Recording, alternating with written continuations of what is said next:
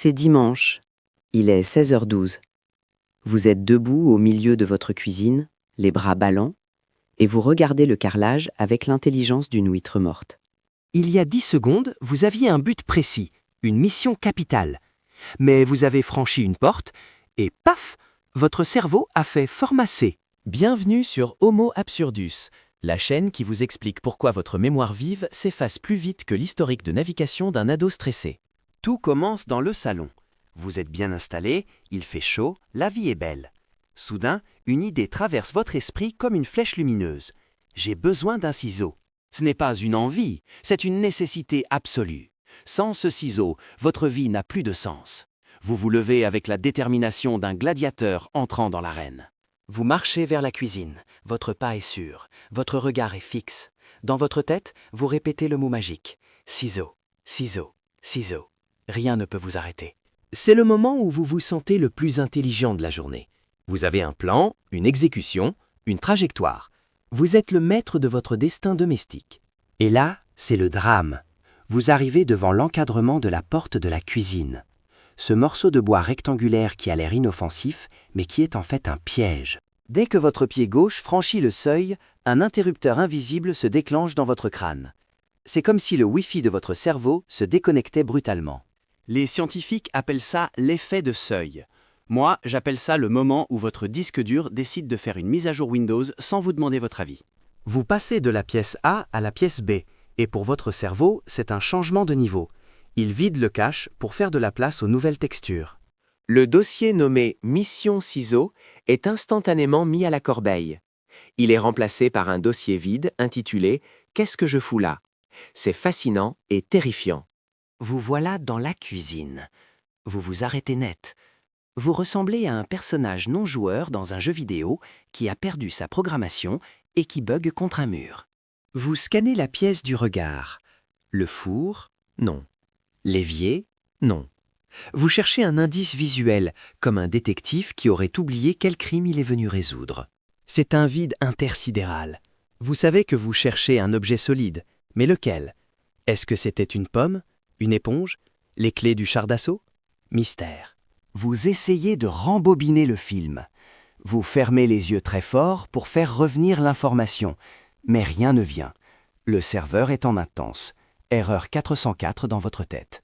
Vous vous sentez trahi par votre propre matière grise. Elle est capable de retenir les paroles d'une pub des années 90, mais pas la raison de votre présence ici.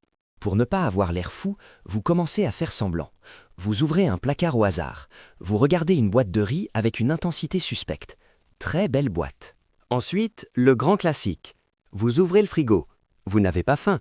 Vous ne cherchez pas à manger. Mais la lumière du frigo vous rassure. C'est comme un feu de camp. Vous restez là, à fixer le pot de moutarde périmé depuis 2018. Vous espérez que la réponse à votre problème est écrite sur l'étiquette. Spoiler, elle ne l'est pas. Vous refermez la porte du frigo avec un soupir. Vous avez échoué. Vous êtes venu, vous avez vu, et vous n'avez rien vaincu du tout. Vous êtes un touriste dans votre cuisine. Je vérifie la solidité du sol. C'est important, la sécurité. Il faut se rendre à l'évidence. L'information est perdue. Vous devez retourner à la case départ. Vous faites demi-tour, les épaules basses, vaincu par une simple ouverture dans le mur. C'est la marche de la honte. Vous repassez cette maudite porte dans l'autre sens. Votre cerveau recharge le décor du salon. Le canapé réapparaît, la télé réapparaît. Vous marchez vers votre place initiale. Vous vous asseyez exactement dans la même position. C'est le rituel de restauration du système. CTRL-Z dans la vraie vie. Et là, c'est magique. Au moment précis où vos fesses touchent le coussin, le fichier revient. Le ciseau. Mais oui, bon sang, le ciseau pour couper cette étiquette. Vous étiez à 2 mètres de l'objet il y a 10 secondes. Maintenant, vous devez tout recommencer. C'est le mythe de Sisyphe, mais en pantoufles. Cette fois, vous ne voulez pas prendre de risques. Vous vous levez en répétant le mot à voix haute. Ciseaux, ciseaux, ciseaux. Vous avez l'air d'un fou, mais c'est efficace. Vous traversez le couloir en courant pour ne pas laisser le temps à votre cerveau d'effacer la donnée. C'est une course contre la montre, contre votre propre stupidité. Vous franchissez la porte en sautant pour surprendre l'ennemi. Vous foncez sur le tiroir. Vous attrapez le ciseau. Victoire! vous brandissez l'objet comme Excalibur. Pourquoi la nature nous a-t-elle fait ce cadeau empoisonné? C'est à cause de nos ancêtres. Imaginez un homme des cavernes qui sort de sa grotte pour aller chasser. Dehors, c'est un nouvel environnement. Il y a des tigres, des ours, des dangers. Son cerveau doit oublier le confort de la grotte pour se concentrer sur la survie immédiate. C'est un mécanisme de défense. Changer de lieu, c'est changer de contexte. Le cerveau efface le passé pour mieux analyser le présent. C'est brillant pour éviter de mourir. Sauf qu'aujourd'hui, le danger dans la cuisine, ce n'est pas un tigre à dents de sabre, c'est le grille-pain. Et nous, on a juste l'air idiot en cherchant nos lunettes. Donc merci l'évolution. Grâce à des millénaires de sélection naturelle, je suis incapable d'aller chercher du sel sans oublier mon prénom au passage de la porte. Le pire, c'est que ça va recommencer demain.